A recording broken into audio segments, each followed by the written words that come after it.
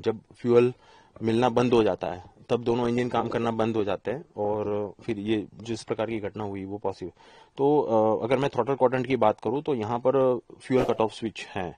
अब उसमें ऐसा है कि fuel cut off switch lower position में यानी कट ऑफ पोजीशन में, और उसके बाद अभी जो क्रैश में जो मिला है वो रन पोजीशन में, ये नहीं ऊपर की तरफ है। यानी उसके बाद पायलट ने फिर से जो है वो इंजन स्टार्ट करने की कोशिश की, ऐसा लग रहा है। ये जो प्रणाली है वो इंजन को फ्यूल सप्लाई करना है कि नहीं करना है, ये मैन्युअली कॉकपिट से कंट्रोल होती है। जी। तो सर, ये जो रिपोर्ट सामने आई उसमें ये बताया जा रहा है कि फ्यूल सप्लाई बंद हो गई थी उस समय, उसी की वजह से ये जो दोनों इंजन थे वो फेल हो गए, जिसकी वजह से ये पूरा हादसा हुआ। तो इसमें बात भी दो पायलट के बीच हुई है कि आपने बंद किया, कि आपने बंद किया। जी जी। चीजें आ रही है। और आप जैसे अभी बात हुई कि ये जब लास्ट में उसका जो मलबा मिला उसमें ये जो स्विच है वो ऊपर की तरफ ही थी। जी जी। ये पायलट के भी दो पायलटों के बीच में जो कम्युनिकेशन हुआ है, आई थिंक उसके ऊपर शायद और फर्दर इन्वेस्टिगेशन की जरूरत पड़ेगी, क्योंकि देखिए टेक ऑफ के बाद जनरली ये फ्यूल जो कट ऑफ स्विच है वो कट ऑफ नहीं की जाती है। कट ऑफ स्विच कब दो एक नॉर्मल प्रोसीजर में और एक इमरजेंसी प्रोसीजर में। नॉर्मल प्रोसीजर में जैसे कि आपका एयरक्राफ्ट लैंड कर गया है, आप अपने गंतव्य पर पहुंच गए हैं, आप टैक्सिंग कर रहे हैं, आप अपने एयरक्राफ्ट पार्क कर दिया, उसके बाद इंजन को बंद करने के लिए कट ऑफ स्विच का इस्तेमाल किया जाता है।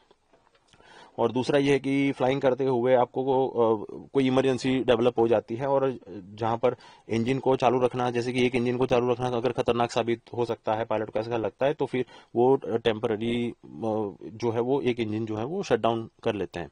तो उस वक्त ये स्विचेस इमरजेंसी प्रोसीजर के तौर पर उसका इस्तेमाल किया जाता है। जी। दोनों स्विचेस सेपरेट होती है, अलग अलग। जी बिल्कुल। अच्छा, तो जिस तरीके से बताया कि ये पायलट्स के भी तो ये बात हुआ कि कट ऑफ किया था, फ्यूल सप्लाई बंद हुआ, उसके बाद ऊपर भी तुरंत कर दिया, तो सर कैसे फिर बाद में जो आपको लगता है एज ए एक्सपर्ट कि वो टाइम पूरा मिला नहीं, या फिर एक इंजन बता रहे कि वो थोड़ा बहुत रिस्पॉन्ड भी करने लगा तो फिर से वो हाइट्स नहीं पकड़ पाए? जी बिल्कुल, ये ट्रेनिंग का हिस्सा होता है कि इंजन फेल होने के बाद सबसे पहला काम विमान को संभाल कर इंजन को फिर से पुनः एक्टिव करने की, पुनः स्टार्ट करने की जो है कोशिश की जाती है। और पायलट ने जो भी किया है वो बिल्कुल सही किया है।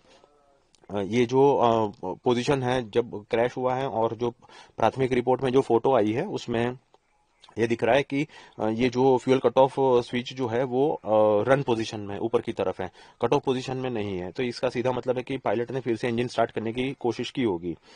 ये विमान में इंजन में फेडेक करके सिस्टम आती है। जब आप इंजन स्टार्ट करते हैं तो एक पूरी सीक्वेंस होती है, वो सीक्वेंस फॉलो करना जरूरी है, और ये फेडेक सिस्टम खुद ऑटोमेटिकली ये पूरी सीक्वेंस फॉलो करती है। जैसे कि इंजन को ड्राइव देकर शुरुआत में उसके शाफ्ट के कुछ आरपीएम जो है वो अचीव करना, उसके बाद उसमें इग्निशन देना, उसके बाद उसमें फ्यूल सप्लाई देना, तो एक पूरी सिस्टम होती है जो फेडेक सिस्टम जो होती है उसके आधार पर। तो उसने ये पोजीशन है, तो ये दिख रहा है कि पायलट ने जो है वो इंजन स्टार्ट करने की कोशिश की होगी। जी सर, ये जिस पोजीशन में मिला उससे ये क्लियर मतलब हो रहा है कि उन्होंने प्रयास किया था। जी। तो मेरा सवाल सर यही आपसे कि ये क्या मैन्युअली ऑपरेट होता है या फिर किसी कोई टेक्निकल रीजन की वजह से भी स्विच जो है वो बंद हो जाती है, और यदि हुई तो किस वजह से उन्होंने शायद किया होगा, क्योंकि बातचीत में तो मना कर रहे कि उन्होंने ऑफ नहीं किया था। मैं इतना कह सकता हूं कि ये स्विच को ऑपरेट कैसे किया जाता है। ये जो स्विच होती है उसको, जैसे कि ये हम बोइंग 737-200 में बैठे हैं, इसको ऑपरेट करने के लिए सबसे पहले तो इसको बाहर की तरफ खींचा जाता है ताकि उसका जो लॉक होता है वो रिलीज हो जाता है। उसके बाद उसको नीचे की तरफ कट ऑफ करने के लिए नीचे की तरफ लगाया जाता है और फिर यहाँ पे आके उसको रिलीज करने के लिए छोड़ दिया जाता है, तो फिर वो अंदर जाके वापस ये पोजिशन में फिक्स हो जाता है। ड्रीम लाइनर में ऐसा है कि ये स्विच के दोनों तरफ, बाहर की तरफ 2 मेटल गार्ड लगे हुए होते हैं जो उसको इसकी एब्रप्ट मूवमेंट और अनइंटेंडेड मूवमेंट को जो होता है वो रिस्ट्रिक्ट करते हैं।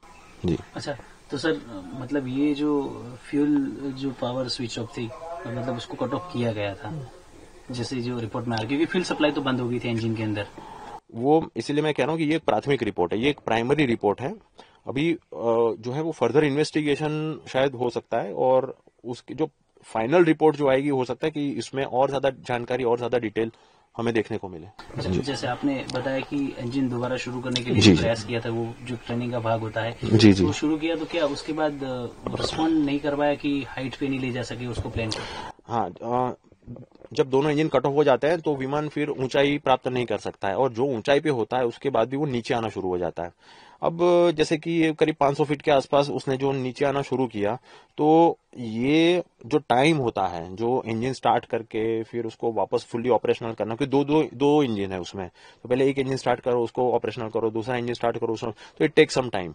उसके पहले ही ये पूरा इंजन स्टार्ट हो जाए, विमान को हवा में बनाए रखने के लिए जो सफिशिएंट थ्रस्ट मिलना चाहिए, वो सफिशिएंट थ्रस्ट मिलना शुरू हो उसके पहले ही जो है जहाज जमीन पे टकरा गया, ऐसा मुझे लग रहा है।